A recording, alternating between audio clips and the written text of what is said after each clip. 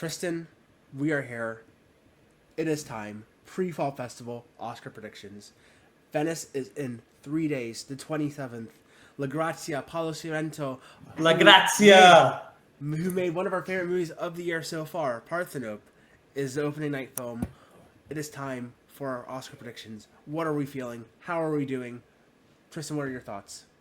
Well, I'm very excited. Festival season is just right around the corner. We have TIFF coming up. We're going to be bringing you guys some vlogs, some reviews. It is going to be so fun. We're going to go to parties. We're going to, um, I don't know, maybe do some interviews. Who knows? It's not confirmed yet or Yes. anything, but Yeah. that would be a dream. But if you guys don't know us, we're the Awards Addicts. I'm Kyle. That's Tristan. We Hello. obsess about awards, and it's a big day because this is probably one of our most important episodes. We are doing our pre-fall festival Oscar predictions. Some movies will fall, some movies will flop at the festivals. I still remember when Barda was in the top three of many people's lists just a couple years back, and it did not do well at Venice. It quickly left everyone's list shortly after its premiere. So, what will happen? What will happen? Tristan, we're going to start it off just off the bat. Best Picture. Give me your number one. We're starting from the top this time. Oh, we're starting from the top. Okay.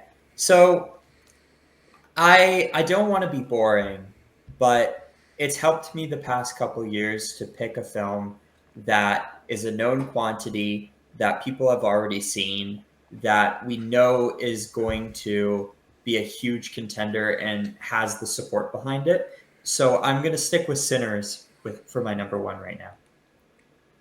Interesting. I am going to be bold, Tristan, because Okay. I have stuck with one movie so far. Yes. And I recently, between our last two episodes, they have dropped the trailer for this movie. Yes. I'm sticking with Marty Supreme as my number one pick for Best Picture. Good. Yeah. I believe. So I am excited for this movie. I think there is a pathway for screenplay. There's a pathway for director. I think there's still a pathway for lead actor for Timothy. I think there's a pathway for supporting actress. We'll get through all that later on. But I am sticking with Marty Supreme as my number one choice for Best Picture right now. And that's my number two choice right now. I think Marty Supreme is going to be a huge contender. And I think it's going to sneak up on people because we've got all of these exciting films coming out during the fall season that we're going to be talking about. And Marty Supreme is strategically skipping the festivals, coming out in December, and is going to be a late breaker. It's the last film probably that critics are going to see. And I think reviews are going to be incredibly strong. I think the box office is going to be strong, and it might just strike at the right time. It's rare that that happens, but I do think that Marty Supreme could be that really fun film that just like blows everyone away and is a serious threat to Sinners or whatever comes out of the fall festivals. I think it's going to strike that right balance. I think we've seen in a lot of Best Picture winners where it's crowd pleasing enough to draw in that audience.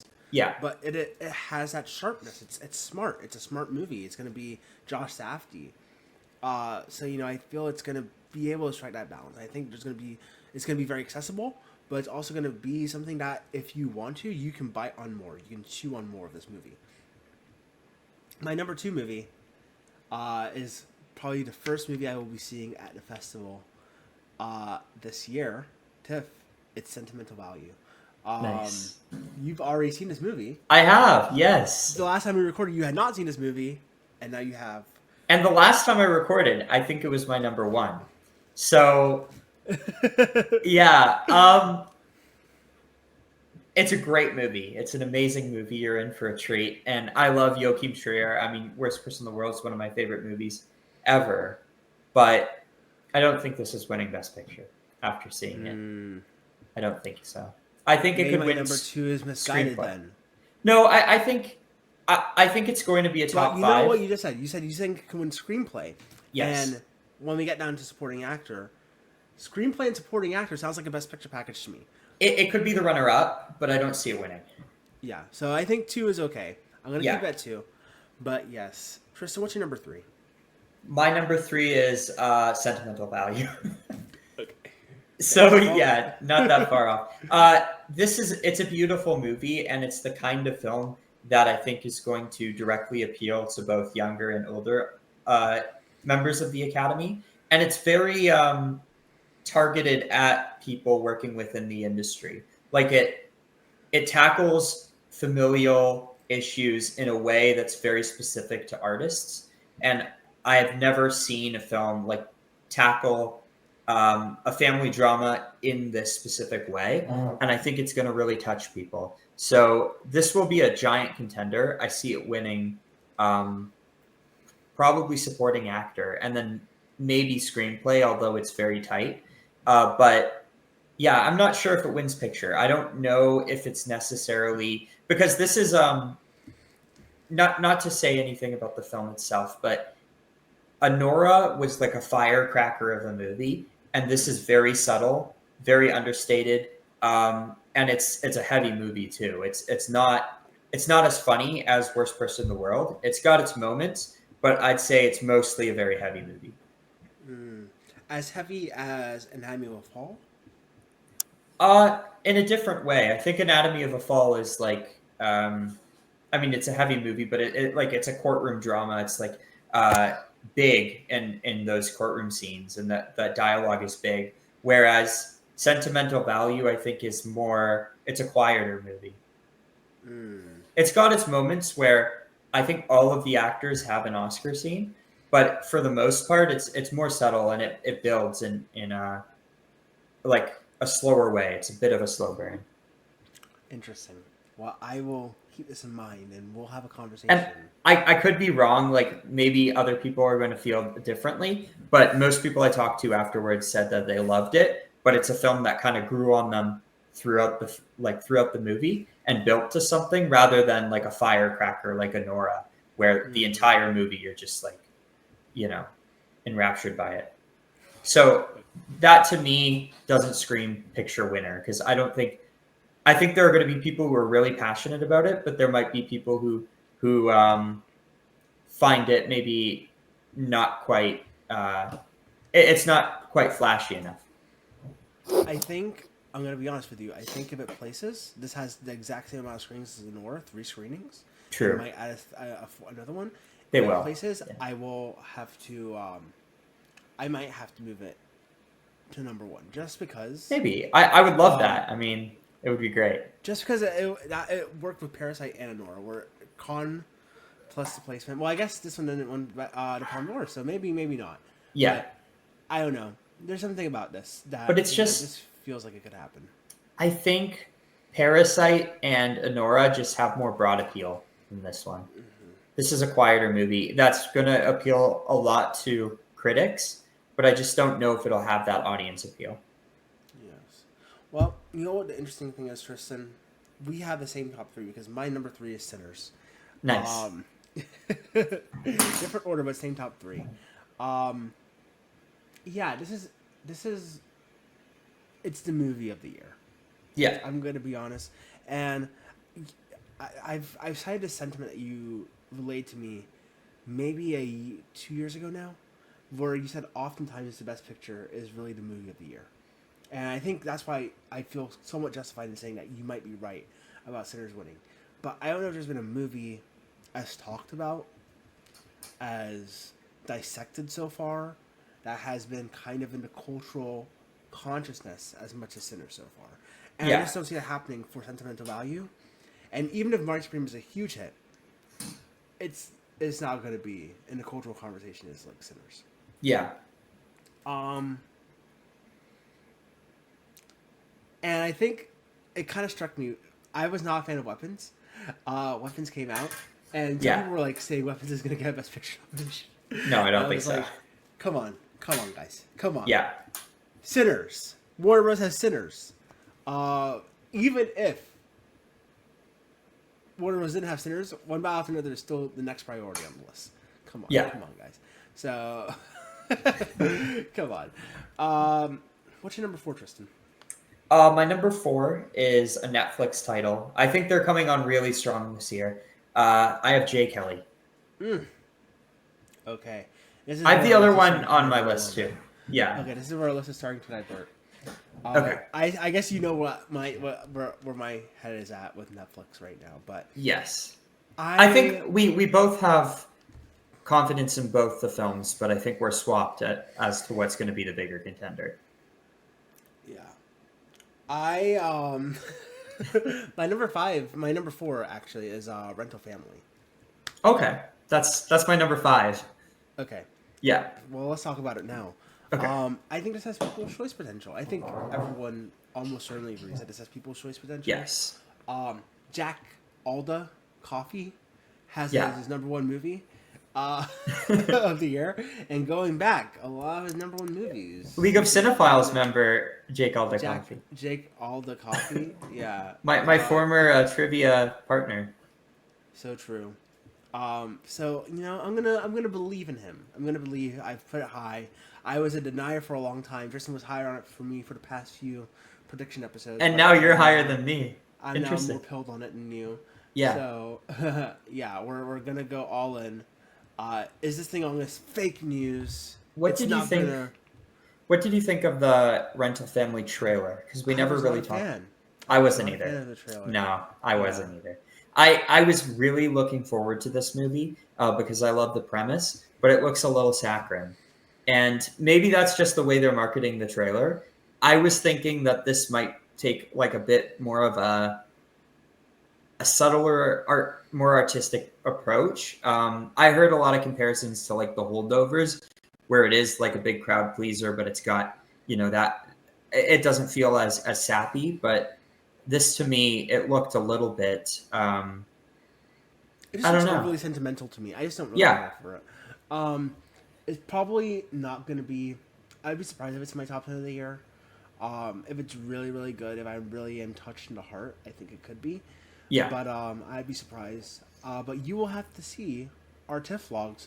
50 movies for TIFF 50. That's the unofficial title. That's a working title for it. But you'll have to see our TIFF vlogs to hear what me and Tristan think, because we will be seeing this movie at TIFF.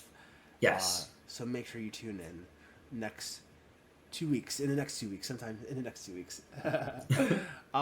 Yes. My number five is Wicked for Good. We still haven't had a Netflix title yet. I'm still trepidatious. Now, I've been thinking about this because Wicked 1, I would say, was number 6 last year when Yeah. the nomination phase happened. So why do I have this so high up? Normally, when you're a sequel, you fall down. I think it's mainly just because of uncertainty of how the race will shake out. I feel like this will probably end up in the 9 to 10 range. I think this will be in the bottom half of likely nominations at the end of the day. But I'm gonna keep it at number 5 for right now, just because of that certainty factor that we have. So that's where my head's at with Wicked for Good.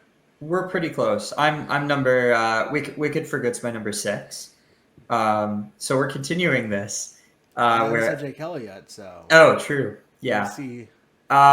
Maybe Jay Kelly's your number 6. We'll see. No, Wicked for Good, I think, is one that actually could climb quite a bit.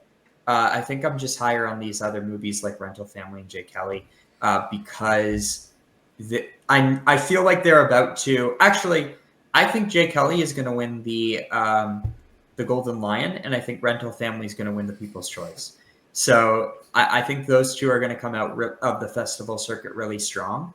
But I think Wicked for Good, I just feel like it's going to be better than the first one, and it's really going to blow people away. And I think it really helps that it has 2 original songs that could go viral and could end up being on the radio in a similar way to how K-pop Demon Hunters is really breaking into the cultural zeitgeist by also having really popular music. Okay. Well, Like we'll Wicked talk for about Good K-pop sing Demon along. Hunters. Yeah. Yeah. We'll talk about K-pop Demon Hunters when we get to animated feature. I think you'll be surprised of where I have it. Yeah. But I disagree. I just don't see it getting much higher than like. I don't think it's gonna hit top 5. I just don't see Wicked for Good being a top 5 movie of this Oscar race. You don't think it could win Best Picture? No. I will pay Tristan $100.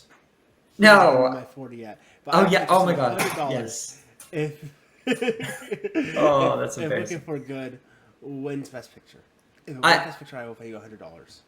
Don't do that because no strings attached. No strings attached. You don't have to pay me money. It's I'll not pay you $100. it's not going to win Best Picture. Yeah, It's no, not gonna I'm happen. not. Don't take that bet. It's not going to happen though. It's not a bet. But- It's me saying my confidence level of this movie is not. Okay, is not winning Best Picture. If it does, I'm not holding you to that.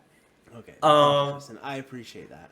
Of course. My number 6 is Frankenstein. I'm feeling so good about this movie, bro. I'm feeling so good about this movie. Let's see where it's on my list.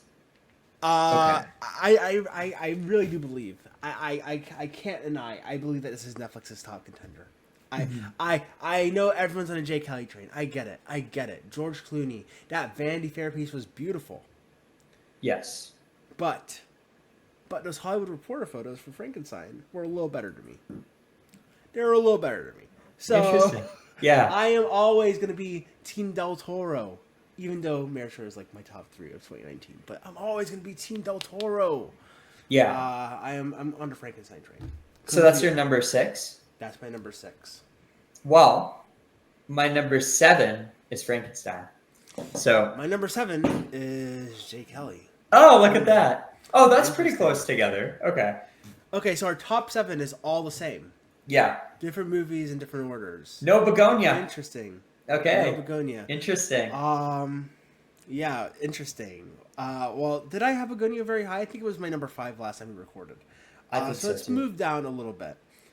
I think it's a little concerning that it's not going to NIF. That's the only reason. I'm Yeah. not like a begonia anti. Like Matt Negley is like saying begonia is dead. Like Yeah. on this podcast, I'm like, I don't know if I go that far. I am a little concerned about it not going to NIF. It just seems a little bizarre. Yorgos historically has performed very well there. Yes. But we'll get to begonia in a second. Okay, cool. Yeah. Frankenstein. Still not Yeah, my number 7. I think this is going to. I actually think it could place at TIFF. Me too. I think this will come in maybe 3rd or 2nd. Yeah, I think it's going to be super beloved. It's going to be one of the films of TIFF that everyone's going to want to see. It'll probably do well at Venice. I don't know if it'll win a prize, but it'll still, I think, end up getting really great reviews. Maybe Oscar Isaac ends up giving a great performance and breaking into the actor race. But I think this has tons of below-the-line potential and screenplay. Mm-hmm. Yeah. I think, truthfully, TIFF top 3. Yeah. Rental Family, Frankenstein, Mile End Kicks in that order. I think Rental Family, Frankenstein, Sentimental Value. Mile End Kicks would be cool. Yeah, they could pull that. They could. I just feel like there's going to be a Canadian movie this year for some reason. I'm just feeling it in my soul. Yeah. The Canadians are going to be out in full force, and the TIFFer for Mile End Kicks being so much higher than I expected it to be at like 1,300. It's showing that there's a lot of interest in this movie. It's sold out super quickly. So I mean, I think there's like a lot of interest, which makes me think that people are probably going to be very receptive to this movie. So I'm feeling. I'm going to say Mile End Kicks is the surprise at TIFF this year. It gets placed. I like that. Nice. Yes. What's your number 8, Tristan? Oh no, my number 7. It's my number. No. Yeah, I said J. Kelly. Your number 8, Tristan. Yeah. My number 8 is Mile End Kicks. No, I'm joking. That's funny. My number 8 is Hamnet.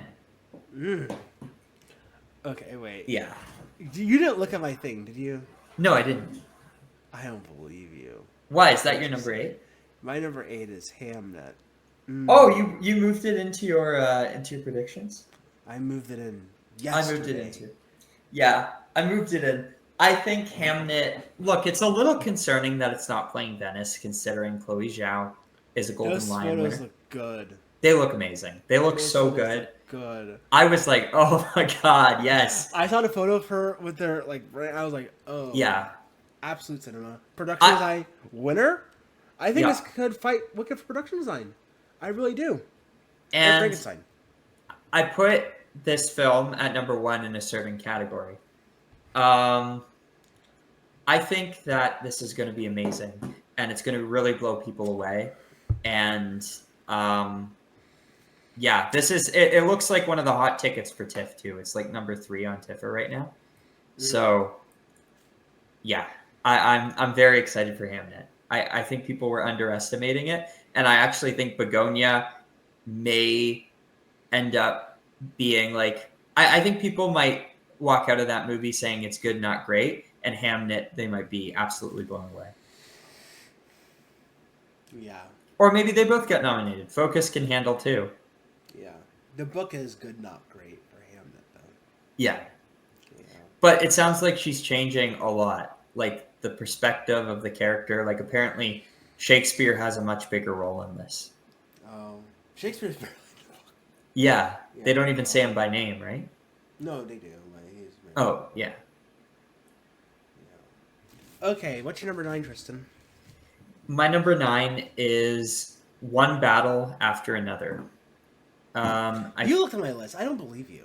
I didn't. I swear to God. Look, dude, this is my list. I don't believe It's you. my list. I literally do not believe you. I did not look at your list. I swear to God. You pressed the following tab and you looked at my list. No, I didn't. I promise. I literally do not believe you, bro. I don't believe you. I don't think we have the same number 10, so it's you'll see. Should I ask your number 10? What's your number 10? My number 10 is it's between two. Should I? Yeah, I'll do this. My number 10 is Springsteen. Okay, no, do not say that. Okay. Okay, interesting. Yes. Where was I? One Battle After Another, I'm starting to get more convinced on because I think even if it is a bomb, Warner Brothers is just doing amazing this year. And I think as long as it makes a decent amount of money, I think this is a movie that people seem to really love. I've talked to a couple people who have seen the movie and think it's like one of, if not the best movie of the year. So, yeah, I'm excited for this. I think this could end up being a huge contender. And maybe it wins adapted screenplay. Maybe this is Paul Thomas, because that's such a weak field. So maybe this is Paul Thomas Anderson's year. Maybe. My number 9 is One Battle After Another. This is peak cinema, bro. This is going to be peak cinema. I'm excited. I have also talked to inside sources who have told me it is the best movie of the year. Indisputably. Yeah. You know, there's this guy named JJ. He's watched 685 movies this year. He's watching 3 movies a day. This is the best movie he has seen this year. I have to believe in PTA. PTA rarely misses. He's someone that can overcome the No Fall Festival stigma. Yeah. You know, I just believe in it, so. Yeah, I'm with you. And then my number 10, Deliver Me From Nowhere. I moved this back in. No, it's got Telluride. It has New York. New York, that's interesting. The fact that it's their Spotlight Gala.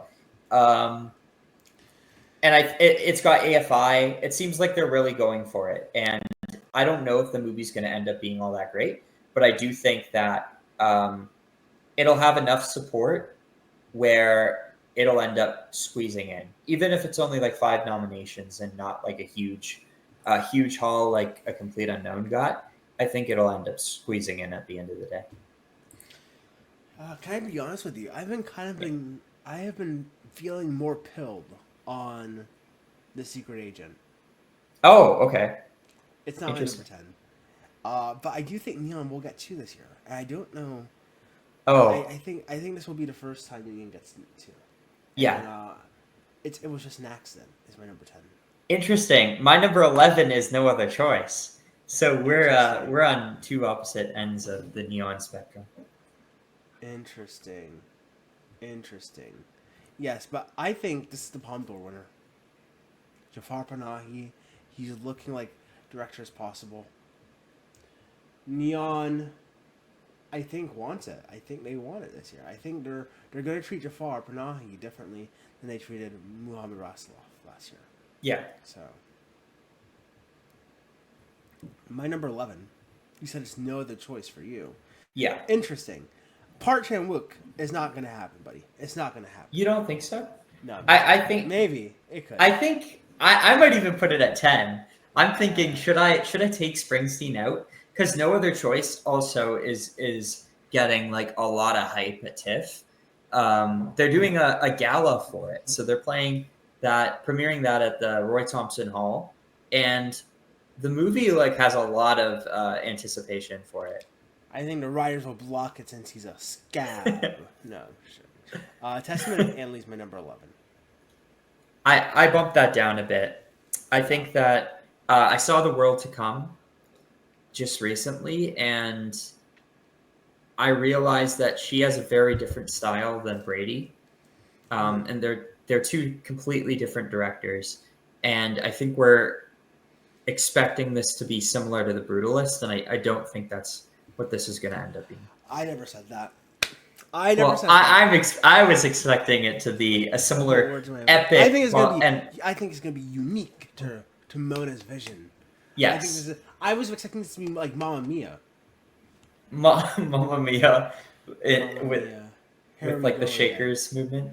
Yeah. Yeah, I think Stellan Skarsgård is gonna be in it too. I do hear a lot of great things about. I mean, this is just based on the TIFF, like what the programmers were saying. But there seemed to be a lot of hype behind. What's his name? The supporting actor, not Christopher Abbott, Tim Blake Nielsen. That he's like a real standout. That's cool. So I wonder if he could get a supporting actor now.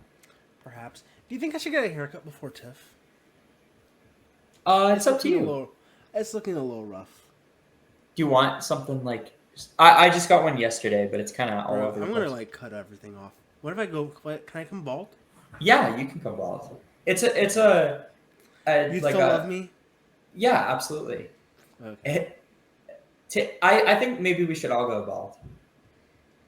I actually might go bald. I'm being serious. Have you ever been bald before? Of course. I'm black, Tristan. I'm black. What's your number 12? My number 12 is The Smashing Machine. Oh, No? no. You're just like totally off on this movie? I think it's like my number 21. Interesting. Or number 20. My number 12 is Begonia. That's my number 13. I think, Begonia is a movie that, I mean, we talked about it a little bit, but this is Yorgos. So there is precedent for this to get in. And I mean, it's very possible both Begonia and Hamnet get in. I don't see why Focus can only get one film in. But I do feel that there's a bit of backlash towards Yorgos right now. Do you feel that? Or is that just me? No, I don't feel that. Who I just feel like Yorgos? Me. Oh. I don't dislike him, but I just feel like people are kind of getting sick of his shtick. Me and like a couple of people I've talked to, but maybe it's his shtick, Tristan? Describe his shtick to me. I don't know. He just I don't even know how to describe it. I'm just not a. I feel like I know exactly what I'm gonna get from him at this point. And I feel like he needs to switch it up. Maybe it's because he just keeps working with Emma Stone, and I want to see them work with other people. That Like could who? be it. I want Yorgos to work with Stellan Skarsgård. Yes, my favorite one. Yeah, I think that would be great. Yeah, true. And until he does that, I won't be back on the Yorgos train. Same here. My yes. Sorry. What's my number 13? My number 13 is Springsteen. That's your number 10. That's my number 10. Okay, interesting. Okay. What do you think? Springsteen. I think it's The Apprentice. Interesting. Very weird Maybe. comparison. I literally just think it's going to get actor and supporting actor. You don't think Wizard of the Kremlin is The Apprentice? No. Yeah, that movie seems like it has no hype. I think Best Day, Wizard of Kremlin, is Jude Law makeup. Yeah, could be. But I don't know if Paul Dano can get in. If Paul Dano wins Volpe Cup actor, I'll reconsider. Yeah. Uh, I'm sorry. Yeah, no, I'm just wondering if, dude, I'm just wondering if this is gonna be too mid to function. I I will know. So this is probably gonna be first day Telluride, I imagine. But Yeah. this is because when it's like a premiere like this, they love to do it first day. Um, so I think we'll know on the 30th. Telluride's on the 29th. Yeah. Where how we should have our how high our expectations for this movie should be. I agree. Um, my number 14 is After the Hunt, which Oh, you have it way down. not wait. It's in my 20. Wow. Wow. Okay. It's in my 20. Um, It's not my number 20. It's in my 20. I I just feel like After the Hunt has lost a lot of steam. I mean, the movie hasn't even come out, but just the fact that it's out of competition at Venice, it's skipping Toronto, it's just going straight to New York. It just feels,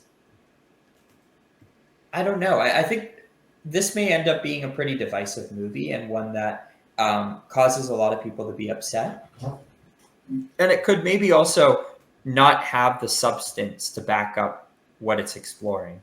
So I'm excited for it. I thought the trailer was great, but I see a lot of people already kind of being tepid about this movie. So Yeah, I I want to decided, make sure you heard me correctly. It's in my top 20. It's not my number 20. yeah, I know. Okay.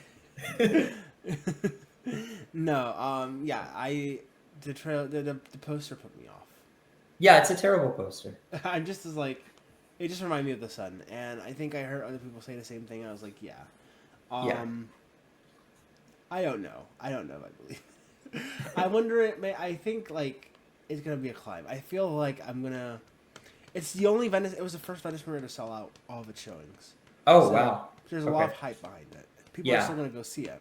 Over So Frankenstein. Wow. yeah. Interesting. But Well, that could I be just because of Luca's Italian, though. I think it's just because people are a fan of Luca in general. True. Yeah. But yeah, we'll see. We'll see. We will see. What is my number 14 you asked, Tristan? Is that what Yes, I do ask that. you asked? My number 14 is The Secret Agent.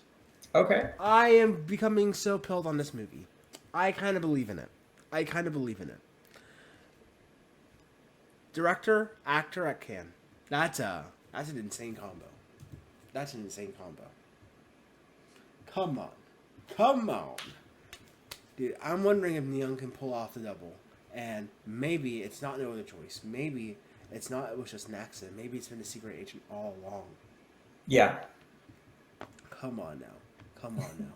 What if honestly, I hate to compare it to this, but what if it's I'm Still Here Again? What if It could be. Wagner Moura wins drama actor at the Globes and it just pulls the whole movie up? I would have to see it because I do hear a lot of people saying that it's a lot more inside baseball than I'm Still Here. And I'm Still Here is a film that's approachable for people who aren't as steeped into the history of Brazil and that conflict. Whereas a lot of people seem to be a little lost when it comes to The Secret Agent. It's a much more dense movie. It But seems like it's going to be also kind of reminiscent of Pictures of a Ghost, this previous documentary. yeah, Where there's going to be like interplay of like clips of like old movies and stuff like that. Jaws and The Omen, I've heard, are yeah. like heavily featured in this. So But Gall saw the movie and said it's like incredible and a masterpiece, and he really loved it. So I'm looking forward to seeing it. I trust Gall. I trust Gall a lot. I do too. He liked Amelia Perez when we watched it together. So, what's your number 15? My number 15 is Avatar: Fire and Ash. My number 15 is Avatar: Fire and Ash. Let's go. Okay, cool. I mean, you just can't doubt these movies. It's the kind of film that even if it doesn't break into the awards conversation in Best Picture, it's still getting sound, production design, visual effects. I think it has those three on lock, and it's just going to be a huge sensation, just like the first two. So it's hard to doubt it. If there's room for it, it'll slip in, and if not, it'll still remain in that like 11 to 15 range. I don't think it's ever going to go I lower just than that. my whole reasoning is that like Avatar barely made it last time, Yeah, and the trailer just feels kind of dry. It just feels like more of the same to me. oh, I did love the Uh, trailer. I thought it no, looked awesome. even as like I love the trailer too, but it just feels like more of the same. I just don't think they can Yeah, go for it this time around. from a technical standpoint, it's not doing anything that the last one didn't. Yeah, so I'm just feeling 15 is a good place to have it right now. Yeah. Since you've already mentioned this, I'm going to mention my number 16 first, which is No Other Choice. Actually, I'm going to mention my 16 and 17, which is No Other Choice and After the Hunt. Okay, Um, cool. These two movies, I don't know. I don't even know, bro. Luca, it just doesn't feel like it's going to happen for Luca. Yeah. I just don't know. I feel like the best chance for Luca, he needs to make another gay drama. LGBTQ focused drama. He needs to adapt. Give me a good LGBTQ theme book that Luca could adapt. Me? I have no idea. Something Do you know that's not any? like weird, not like William S. Burroughs weird. Something Yeah. that's he needs to do the Call Me by Your Name sequel. That's the truth. He needs to get Armie Hammer and Timothy Chalamet and do the Call Me by Your Name sequel. I'm just joking. Don't get Armie Hammer, but I just don't know. I feel we need Luca needs to go back to Call Me by Your Name to get nominated again in a serious capacity. I looked And up great LGBT romance books, and the first one that came up is uh, Boyfriend Material. So I think that he should adapt that. true, I would watch that movie. I would too. You know what? He's gonna win for the Monica Barbero, Andrew Garfield, Sam Altman biopic. Yeah. That's gonna be Best Picture. That's my number one right now for 2027 Oscar predictions. Artificial Best Picture. Yeah, that does feel like it could That was be a joke. huge. I don't believe it. Just. Oh, really? But you think that's gonna? Artificial? Really? Yeah, I think it'll be an Dude, Oscar contender. that sounds so stupid. It's too close to it. Yeah, I Sam got guess. fired in 2022. Dude, we can't be making movies about this 4 years out. But At least wait half a decade. I mean, fair. But they did it with Social Network, and that ended up working out. It lost Best Picture to The King's Speech. True. I mean, a nomination, not a win necessarily. Yeah. Yeah. No Other Choice. I just don't believe it. I just don't believe it right now. I need to see it. Do you think it's going to be really good, or do you think it's going to be? I think it's gonna be disappointing? great. It's gonna be Park Chan Wook. Park Chan Wook doesn't miss, but Yeah. I just don't believe it. Except when he's This is not- scabbing. No, I'm joking. Yeah, this is just not the one. If it could have happened for Decision to Leave, like a police procedural, I just don't see it happening for. But Yeah. that was a dense movie. That's like that wasn't necessarily. I feel like it was. I feel like anyone can understand Decision to Leave. Maybe, but I don't think it really had all that broad appeal. And it just didn't have the passion behind it that a movie like Old Boy or The Handmaiden did. And those movies, I think, are just too abrasive for the Academy at that point. So this at least has the narrative that it's about someone who, like, it's about the job market and how I think it'll ruthless just it be a is out beloved there. movie. I just think it's gonna be a beloved movie. Maybe. It'll just be like every other Park Chan Wook. This is not the Oscar breakout. Yeah. Do you think you'll ever have one? Yes. Yeah. It'll be something we're not predicting. It would have to be like a Bong Joon Ho thing that once it premieres, everyone's like, "This is it, guys." This Yeah. is it. And the critics will will into existence. Do you think No Other Choice is gonna get a Golden Globe drama nomination? That would be my first question for you. If you think it's this high up. I mean, depends on how. It might even be a comedy because it looks pretty funny in the. Maybe. Okay. Yeah. Do you think it'll get Critics' Choice 10 nomination, or do you think Critics' Choice will purposely expand out to get it in? No, unless it's like heavily established as a strong. I think this is one that's just going to sneak in, if it does. I think it'll be a lower 10 and like kind of like a Drive My Car, it ends up getting maybe picture, director, screenplay, and that's it, and international. So you think this is getting BAFTA? Drive My Car got BAFTA. Yes, yeah, I think it could get BAFTA for sure. I don't see this entering BAFTA 6. I'm so sorry. Really, I think it could for sure. I don't see that. No. We'll have to see because it's I have it at number 11, so I'm on the fence, but Okay. What's your what is your 16 and 17? 16 and 17, you've actually mentioned both of them. It was just an accident at 16, which I think it's possible, but I'm just not really feeling the hype right now. And Testament of Anne Lee is 17, which I kind of want to wait and see. Okay. Yeah. I feel like we've already had sufficient conversations about both of those. What is your 18, 19, 20? All right, I'll just run really quick through 18, 19, 20. It's Ballad of a Small Player at 18, House of Dynamite at 19, and The Secret Agent at 20. Netflix, Neon. Interesting. Mine is The Wizard of Kremlin at 18. It's 21 for me.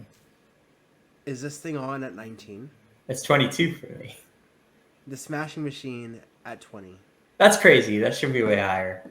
Okay, interesting. The funny thing is, Ballad of a Small Player is my number 21. Mm-hmm.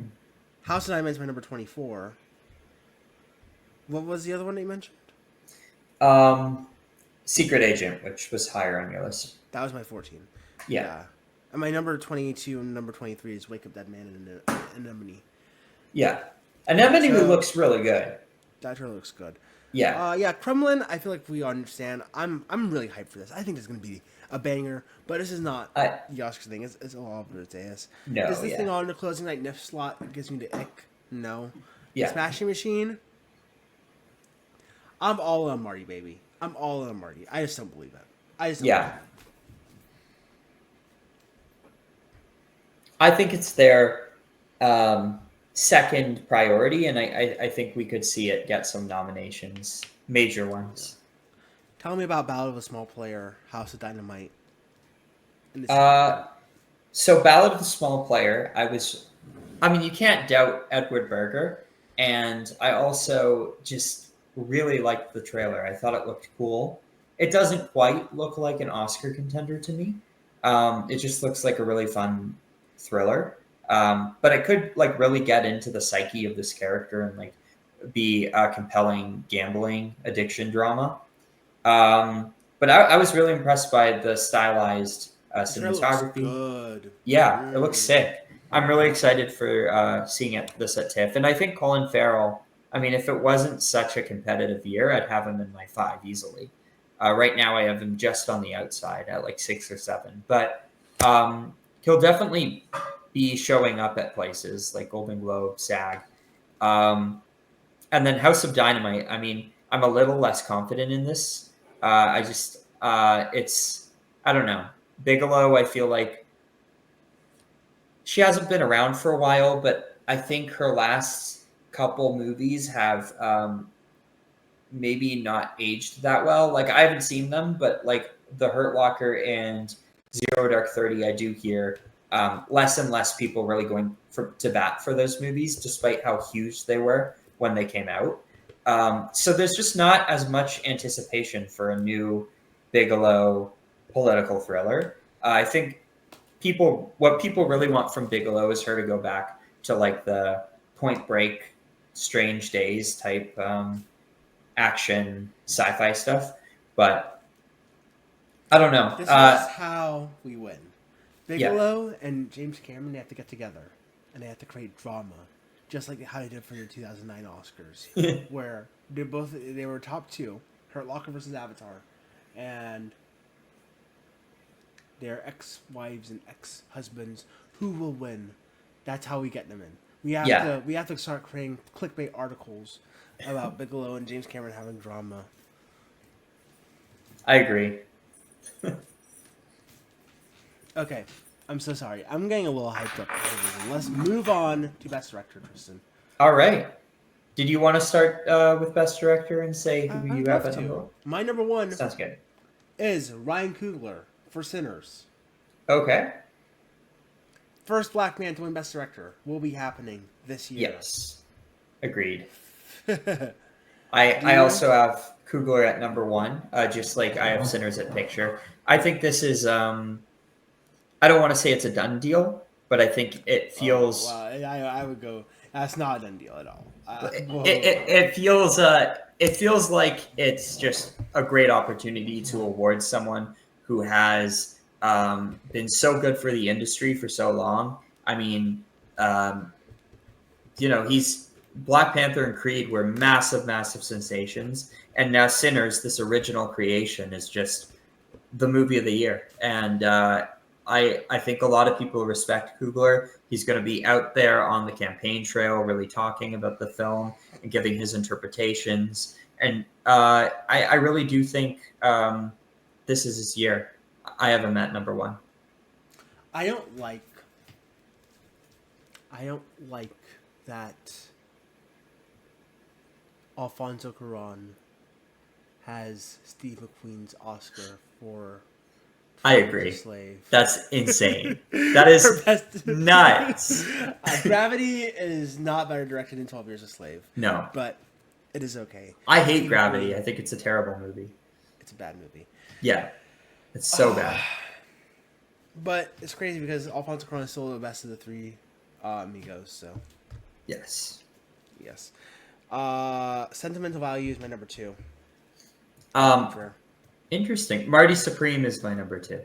My number 3 is Mars Supreme. And my number 3 is Sentimental Value. So My number there we 4 go. is Del Toro's Frankenstein. I don't have Del Toro in my top 5 right now. I have Paul Thomas Anderson at number 4. Oh no, Should I take him out? I think you should. If you have him at 9, why do you have? That's a little. But it's funny because my number 5 for director No, is hold on. Jafar Panahi, and I have Jafar Panahi at 10. You know what? Wait a minute. That's stupid. Yes, I'm switching this. I'm going to put Noah Baumbach at number 4 for Jay Kelly. Okay, that's not happening either. He could have got nominated for Marriage Story. I don't. No, know. I think Jay Kelly's going to be a bigger contender. I don't believe it. I just don't believe it. Yeah, Dude, I I'm think so frustrated that Todd Phillips took his nomination. I know it's crazy. Evil. I don't think I'll like Jay Kelly quite as much as because Marriage Story is like one of my favorite movies, but I think it's going to be huge. Yeah, I would be surprised if I like it more than Marriage Story. Yeah. Yeah, so no woman in either of our lineups. Oh no, I didn't do my 5. I took Paul Thomas Anderson out. For who? I put Baumbach. Baumbach was my 5. I put him at my number 4, and then I took Paul Thomas Anderson out, and I put in Chloe Zhao for Hamnet. Oh, wonderful. Okay, you have a woman. I'm just misogynistic. No, I feel actually pretty confident in my 5. I don't know if Zhao can do it this year. Yeah. Can she? Well, if you have Ann Lee in, then did you have Ann Lee's Ann my Lee? 11. Okay. Well, Mona could. I don't think Hakari is doing it based on that trailer. Yeah. I feel pretty comfortable with my 5. I think Jafar Panahi has a great narrative. Del Toro, I'm not gonna deny until we hear the reactions of the movie. Yeah. So, I feel good about this. Jay Kelly, Noah Baumbach would be my number 6. Yorgos would be my number 7. Chloe Zhao would be my number 8. I would put PTA at 9, and I put Mona at 10. Nice. I think I would do. I don't know what I'd have past this order, but PTA would be definitely my 6. I think that Jafar Panahi has a chance.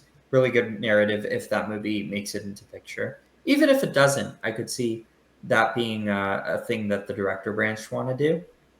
And I think Guillermo definitely has a big chance at getting in. But yeah, I got Coogler, Safdie, Joachim Trier, Baumbach, Chloe Zhao. Mm-hmm. Actress? Actress.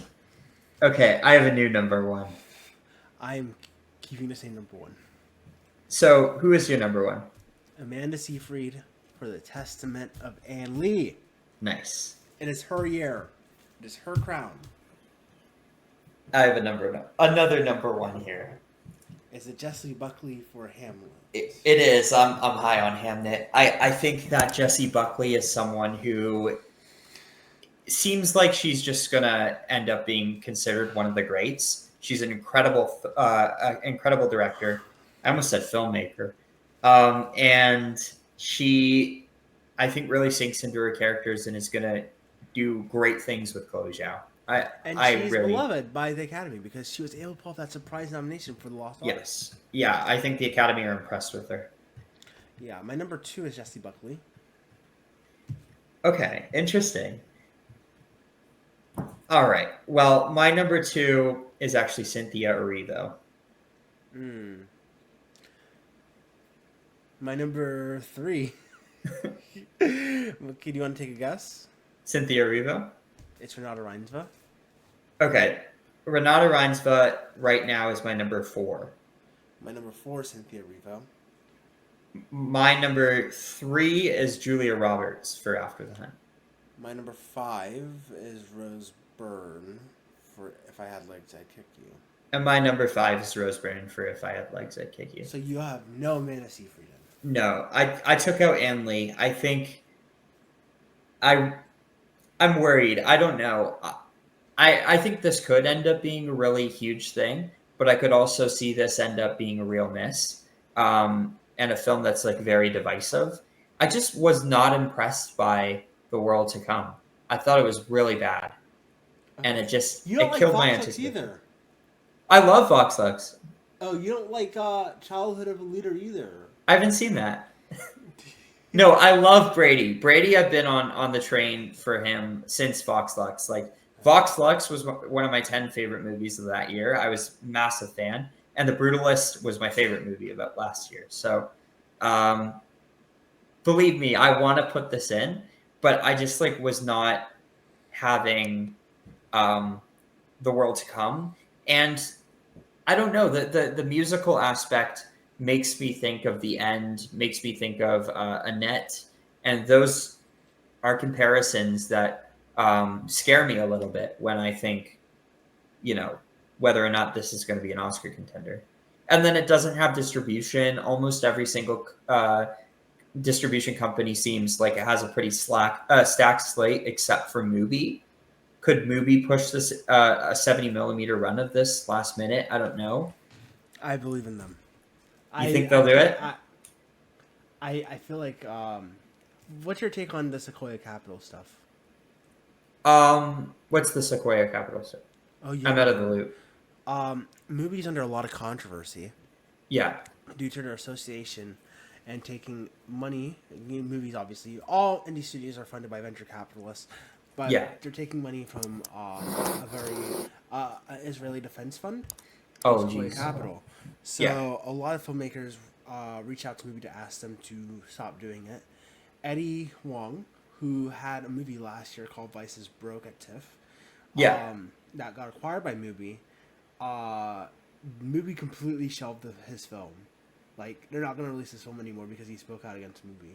So seriously? They used him as a level. Oh, Yeah, yes. because no one will ever see Vices Broke anymore unless they buy it back. Unless Eddie's able to buy the film back. That's insane. Mubi's kind of like under a lot of fire right now. Yeah. We'll see how it goes. Oh my god. Yeah. Okay. Maybe. Yeah. I don't know if Mona's values would align in sell to Mubi, but Probably not. we will see. Yeah. Yeah. She'll probably try. Who else could even buy it though? Because Searchlight's stacked. Maybe Sony. Nah. You know Honestly, what? I kind of feel they might launch a. First of all, I don't know if Sony would do a 70 millimeter run for this movie. Sony Pictures Classics. I mean, I they don't think they would. maybe not. They're the only ones because A24 I think are too stacked this year. Lionsgate would do it. No, that would be horrible. Lionsgate are burying Kiss of the Spider Woman. True. Amazon if After Hunt flops. Maybe, but I don't know if they'd give it the 70. I would say Sony would be probably the best bet because Sony do a lot of those costume drama period pieces. Wasn't The World to Come Sony? SPC? I think it might have been. Let me check. World to Come. So The World to Come was distributed by Bleecker Street. They're not going to do. Dear Lord. Yeah, no. No. I think it's gonna. Okay, honestly, you're making me feel like this might get pushed into next year. Yeah, I'm just a little scared.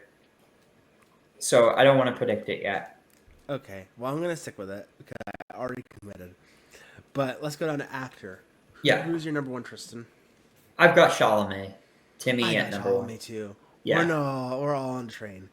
Yes, we Who's are. your He number wants to be two? one of the greats, and he's going to be. I know he wants to be the Michael Phelps of his Yes. field. He wants Yes, to be he like does. Viola Davis.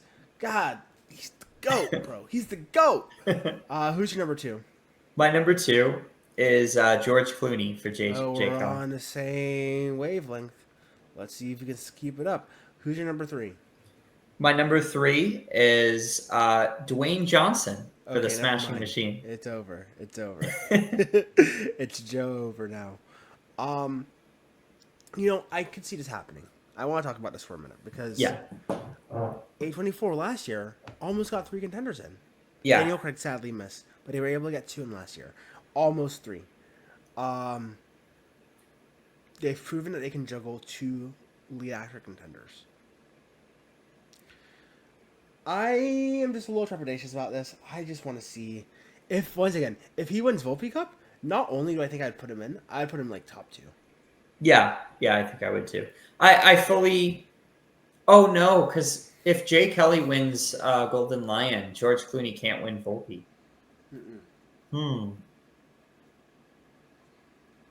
Interesting. Has George Clooney already won Volpe? Yes, for the Descendants. Okay, so yeah, I feel like maybe they'll. The president of this year is Alexander Payne. Yes. Interesting. Okay, interesting.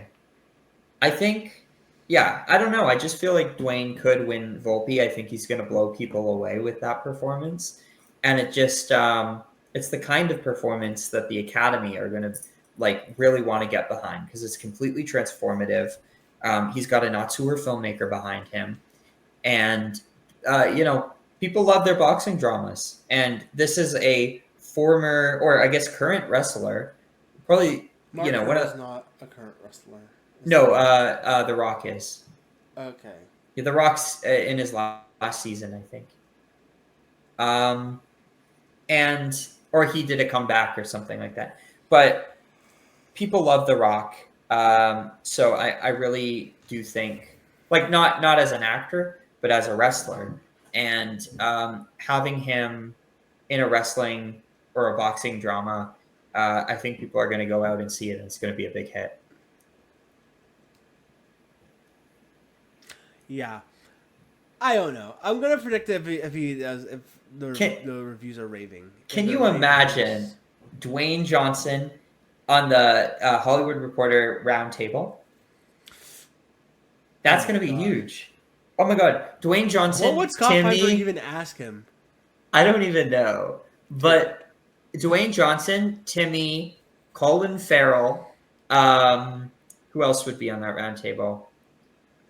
Maybe Jeremy Allen White. You could have Timmy. I think Brendan Fraser would go. Brendan Fraser. Oh my God, that would be an insane roundtable. Yeah. Interesting. Yeah, my number 3 is Jeremy Allen White. Oh, Michael B. Jordan. Yeah. Oh, that's your number 3. Yeah. He's my number 4. So we're kind of. Oh wait, no, he's not. No, I take that back. He's not my number 4. He's my number 5. Mm-hmm. My number 4 is Wagner Moura. Oh wow. Okay, so you're really hot on that. Yeah. On The Secret Agent. Yeah. Yeah. My number 4 is actually Brendan Fraser in Rental Family. My number 5 is Daniel Day-Lewis. Daniel Day-Lewis in An Enemy. Wow. Okay, so you don't have Brendan. He's my number 6. And Dwayne is my number 7. Jesse is my number 8. Leonardo is my number 9. And Farrell's my number 10. Interesting. You think Rental Family is going to get in without Brendan? Yes.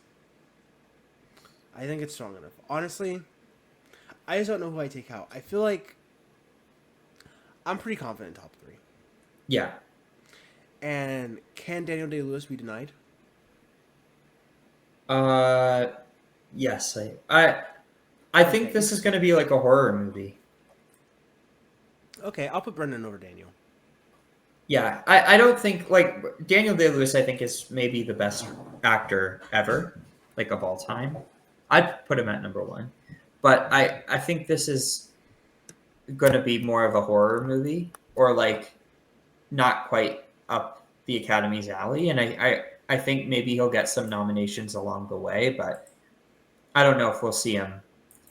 And I don't know if he's going to want to do a ton of press, to be honest. Well, I think he's going to do it for his son. True, yeah, maybe. But yeah. we'll move to supporting actress. And he co-wrote the movie. Did you know that? No, I did not. Yeah, apparently he co-wrote it with his son. All right. Sean Bean's the lead actor. There's a lot of Sean Bean in that trailer. Yeah, he could be. Anemone, Daniel Day-Lewis, screenplay.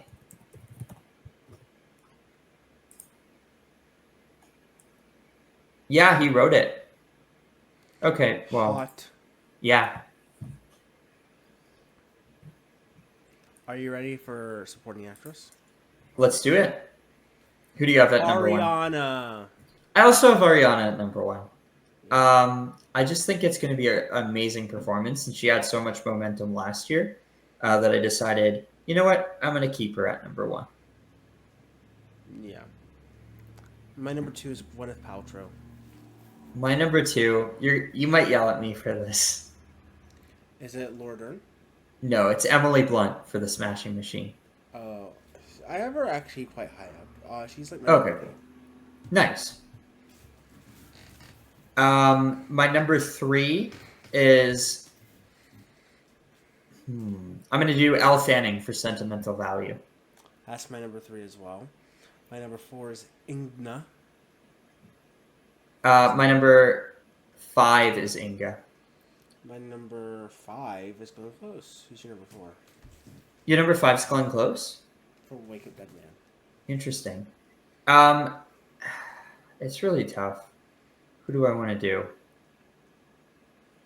I think I'm going to do... You know what? No, I'm going to snub Gwyneth. I'm going to do it. I'm going to snub Gwyneth, and I'm going to put in Mary Yamamoto for Rental Family at my number 4. Based. Yeah, so Gwyneth, this is like her first real role since she hasn't been nominated since Shakespeare in Love when she won. Is she a great actress, do you think? Since 1998? No, not really. Yeah, I don't think so either.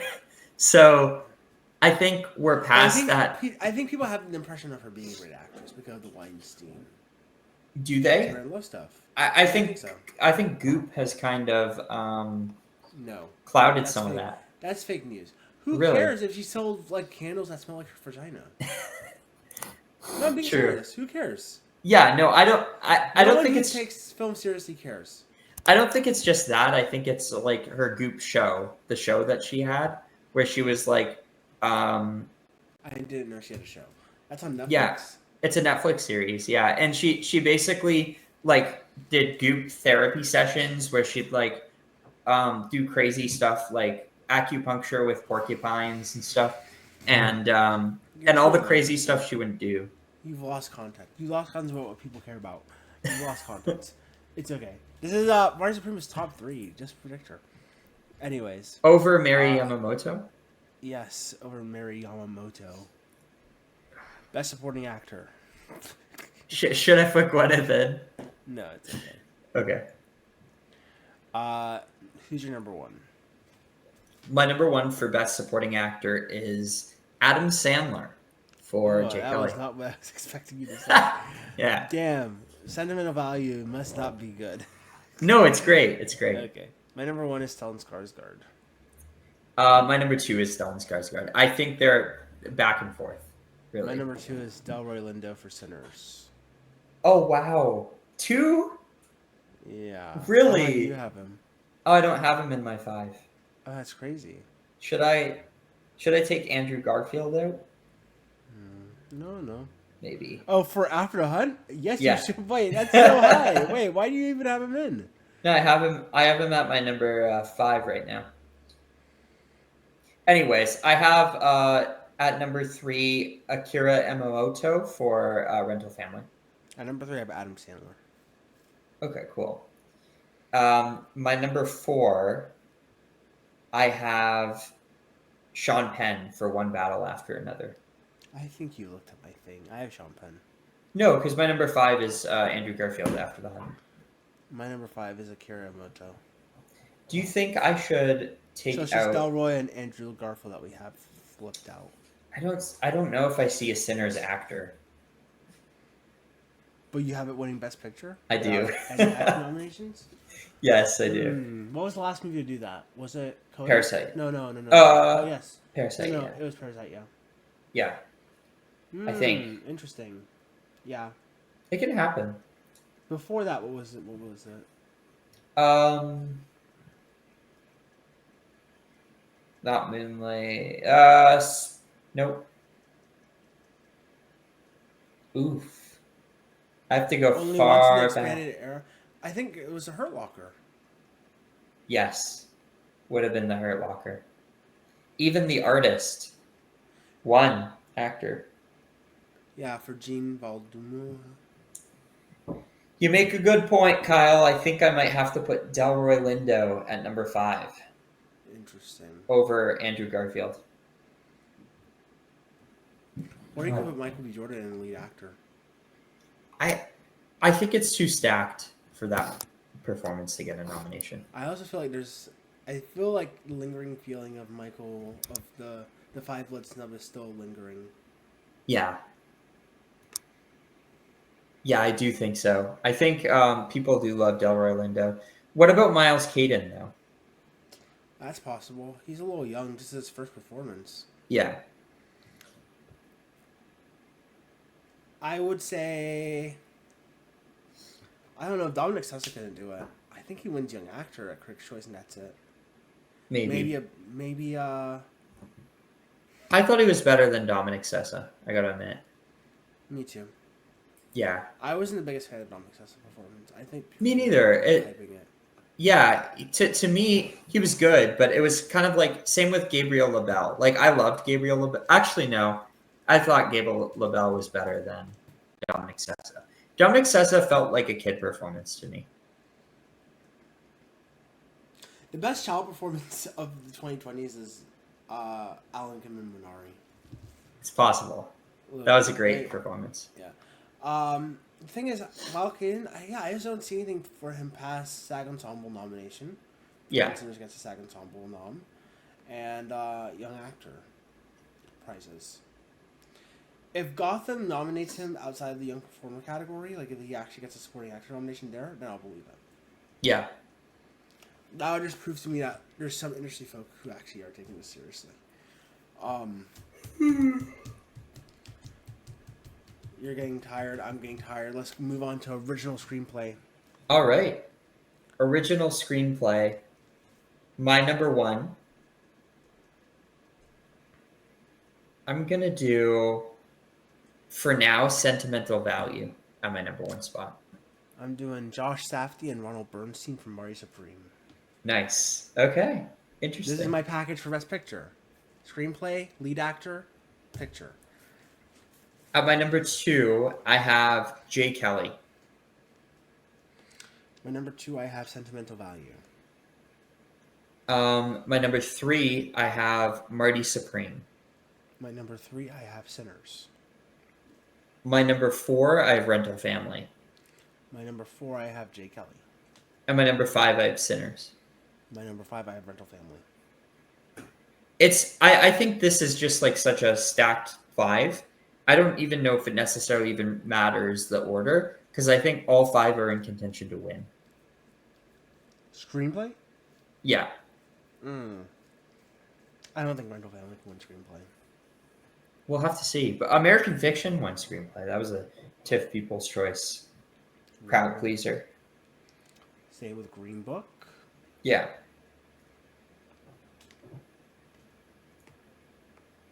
Interesting. You make a good point. And what do you have for adapted screenplay, Kyle? My number one for adapted screenplay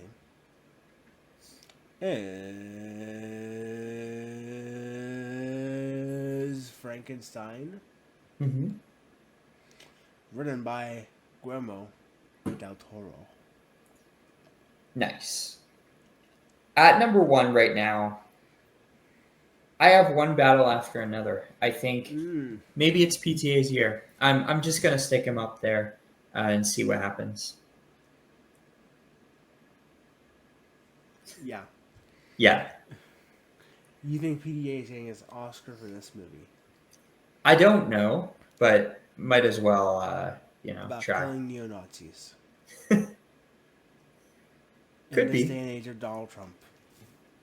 Yeah, everyone hates Donald Trump in the. I mean, not everyone in the Academy, but You think Sam Elliott hates Donald Trump? You think Kevin Costner hates Donald Trump? Yeah. no, I think Sam Elliott loves Donald Trump, but Based. yeah.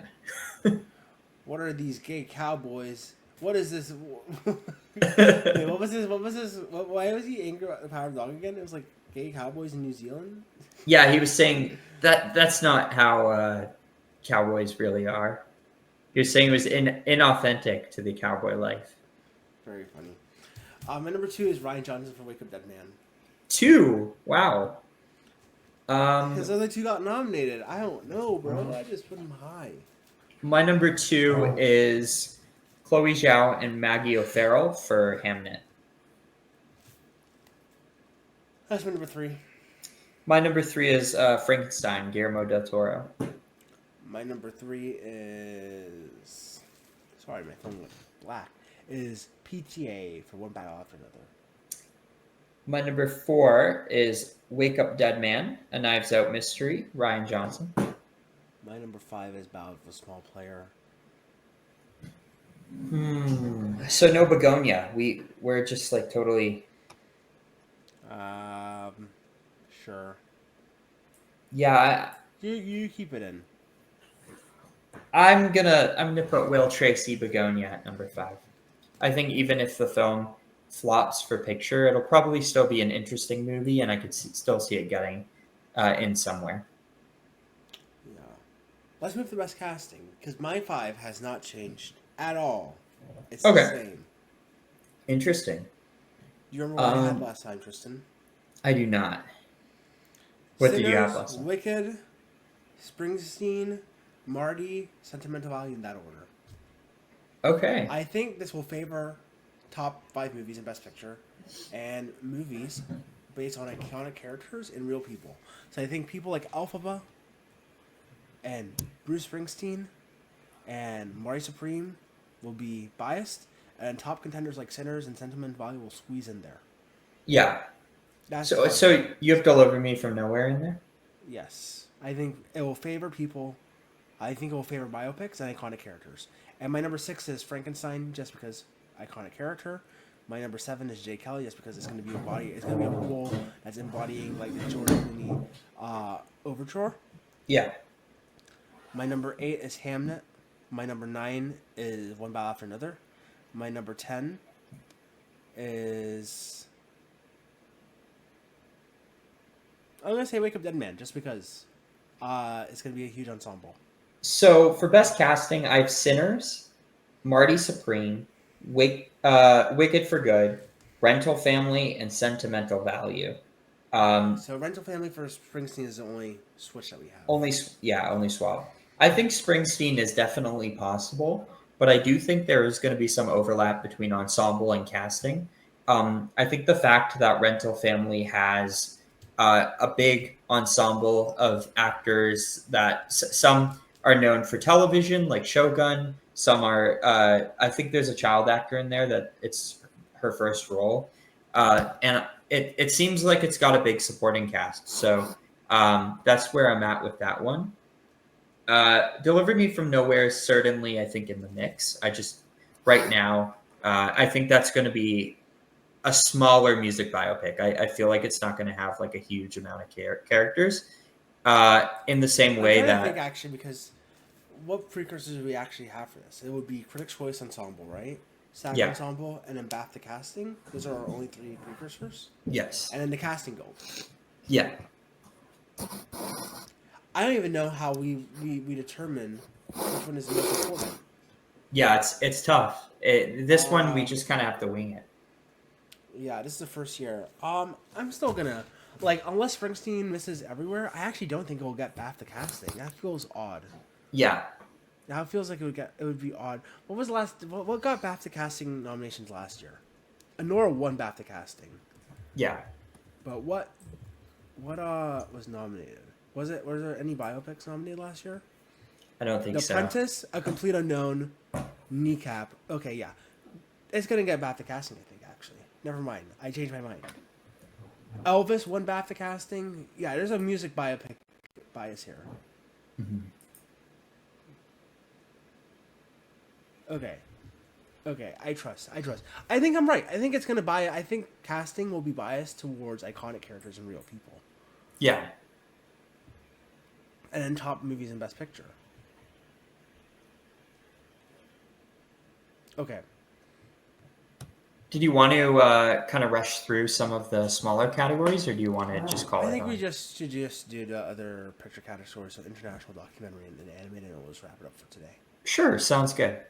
All right, so we're just gonna do. Do you want to do animated first?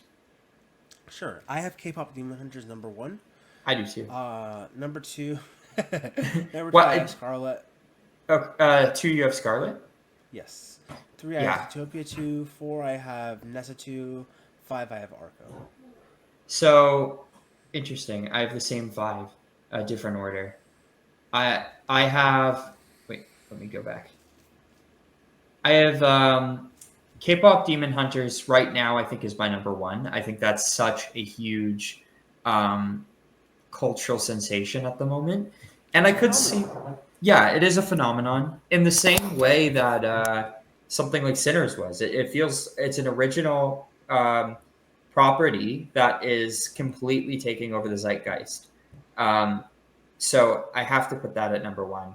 Uh, I have Scarlet at number two as well. I'm a little worried about this one. I'm not sure. Did you see the Sony Pictures Classics Columbia thing where they switched studios for To the film? SPC?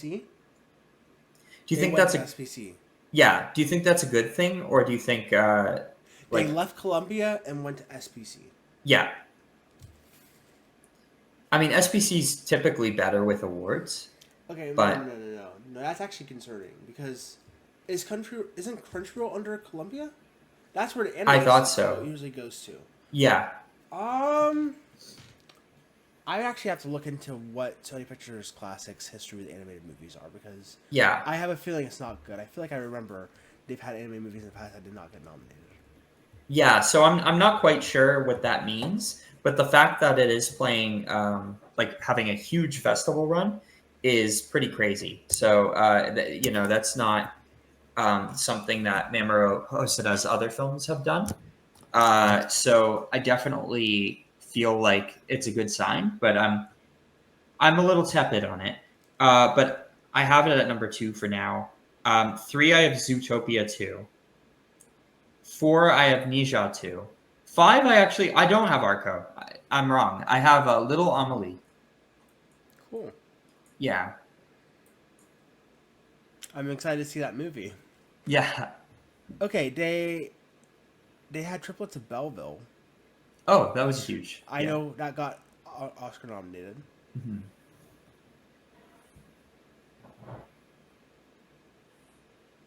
I'm trying to see what else they've had.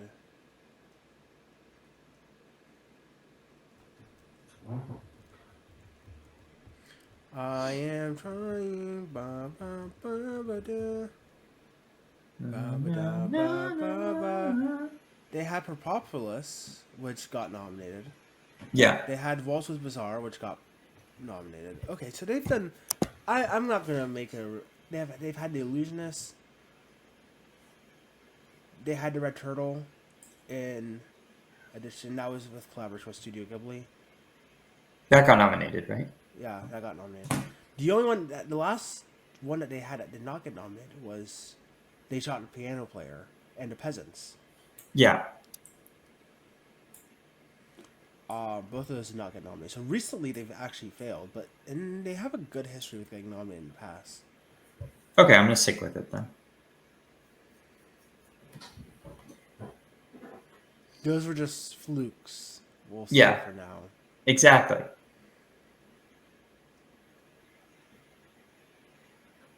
Okay, are you ready for documentary?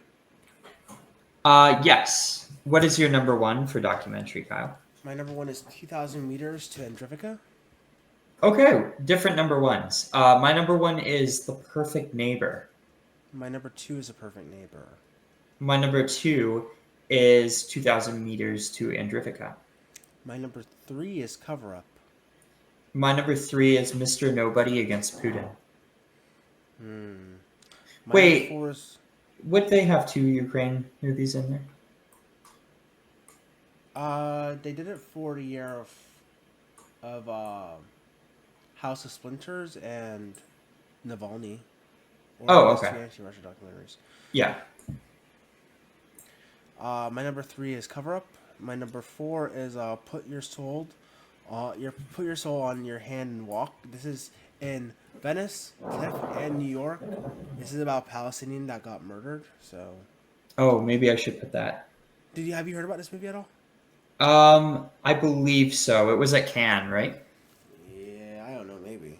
Yeah. Okay, maybe I'll put that at number three. Take out Mr. Nobody against Putin. So I'll do Perfect Neighbor, 2,000 meters to Andrivica. Put Your Soul on Your Hand and Walk. The Eyes of Ghana. Ooh, the Ben Hoffa documentary? Interesting. Yes. And I'll do... Do I want to do Below the Clouds or Cover Up? I'm going to say Cover Up. It's playing all four. But Below the Clouds... Seeds. Okay, interesting. I feel like my thing is surprisingly very Sundance light. I feel like usually four of these five are Sundance documentaries, so I feel like only having two, as I need to put a third one in, so I put Seeds in. What was it the strongest year though when it came to Sundance movies, like Sundance documentaries? 'Cause I feel like there was less this year that really made headlines. I guess so. It feels like the ones that made headlines were ones that would not get nominated. Like the Marley Matlin one, Deaf President Now, Predators. The ones that made like the big headlines were ones that would never get nominated. So I don't know. Maybe you're right. Maybe it's just a outlier year. Mm-hmm. But Seeds seems like it's good. It seems like it's emotional. I imagine we'll probably get the IDA shortlist in the top 20. So yeah. Are you ready for international? Yes. Tristan, Hold start us on. off. I feel like the sun is like crazy right now. We're I need to go to a almost done. spot. There you go. You look great now. There we go. Beautiful. All right. What's your number one for international? My number one for international, of course, is Sentimental Value. That's my number one as well. My number two is No Other Choice. My number two is also No Other Choice. Let's see if South Korea submits this. Yeah, I think they will. My number three is Secret Agent. Yeah, same number three.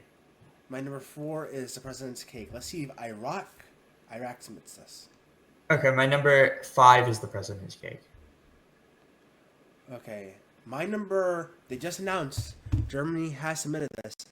I was kind of sad because I was like, I wanted to submit Kristen Petzel because Petzel is my goat. Yeah. I love Petzel, but obviously Sound of Falling was going to be the one that you submitted. It was never a question. So Sound of Falling is my 5 right now. Okay, cool. I actually have The Voice of Hindrajab at number 4. Okay, so there's 2 countries that could submit it. One of them, which was Palestine, just submitted Palestine 36. So now it's up to Tunisia to submit this. Then they might do it, yeah, because they submitted her for $4. Yeah. So they could, and they have submitted this to a filmmaker in the past. Yeah. But I don't know. You think they're gonna submit it? I actually think this movie could be massive. I actually took it out after Palestine chose Palestine 36. That is weird. Yeah, but they may have chosen that because they knew that Tunisia was going to submit.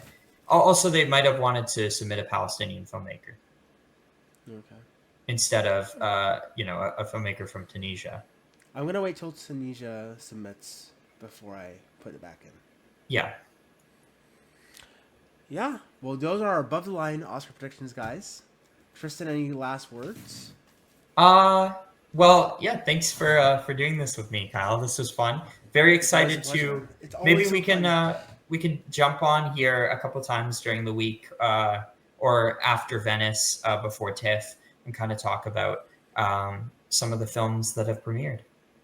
I would love to do that. Well, the thing is, Venice ends during TIFF. It ends September 7th. True. Yeah. I think you'd probably be thinking after Telluride because Telluride ends the 2nd of September. Yeah. But we should do that. That would be fun. I would love to do that with you. Awesome. A little halfway point. We'll record tonight September 2nd and just talk about the movies that premiered then because my flight's September 3rd in the morning. So I think Cool. we should plan hopefully a live stream on Tuesday, Yes. September 2nd. That would be awesome. Yes, but this was fun, and now you're gonna get to editing.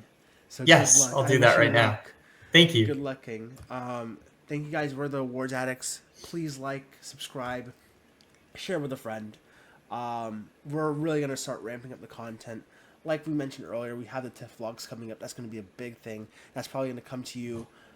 I don't know if do you know if you're gonna do a big bulk one at the end of the TIFF or Yeah, I think so. So that should be coming to you probably like late September, mid September. But maybe we can post some small videos after, some shorts. like some shorts. Yeah, some reviews, some YouTube shorts, some TikToks, some reviews, maybe. Yeah. Yeah. But this should be good. So please subscribe. We have a lot of content coming up. Tristan, anything else? No, I think that's good. I love you all. Awesome. I love you all too. See ya. End recording.